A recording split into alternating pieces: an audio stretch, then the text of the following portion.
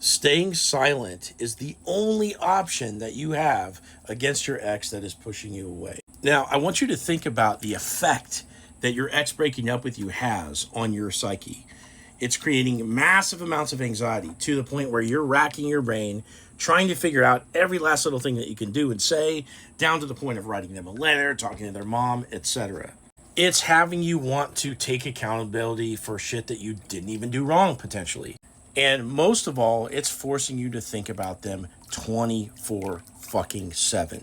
All because they pulled away from you and now are, distant. So what do you think's going to happen to them?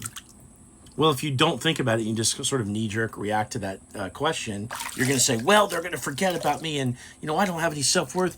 They're just going to go off and, blah, blah, blah. And you're probably seeing things on their social media that would sort of reinforce this idea. But if I were to ask your friend that's not going through this, that's not emotionally distraught after having been broken up with. So if I just ask your friend, hey, what do you think is going to happen if, one person pulls away from the other and it's causing them to think about them all the time and freak out and want to chase them? What do you think if you do that same thing to somebody else? What's going to happen then? They're probably going to say, yeah, it should have the same fucking effect, right? It's common sense. But it's not common sense to you because you're too worried. You're too anxious. You're in coping. You're in fear, right? We don't make good decisions when we're in fear. Fear can keep you surviving. If a bear comes up on you in the woods, fear can make you run away or climb a tree or whatever. You still might die, but it could keep you alive.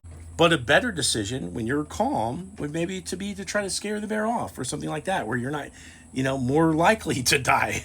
And that's kind of the approach that you need to have in a case like this. Your silence is going to help you. And your fears are keeping you from doing the right thing. And so you keep contacting your ex and it's fucking everything up. And you need to see this from a more aerial view. Now, if you want some help getting your ex back, click into my profile, click that link right there, set up a call with me, and we'll have a talk about your situation and where to go from here.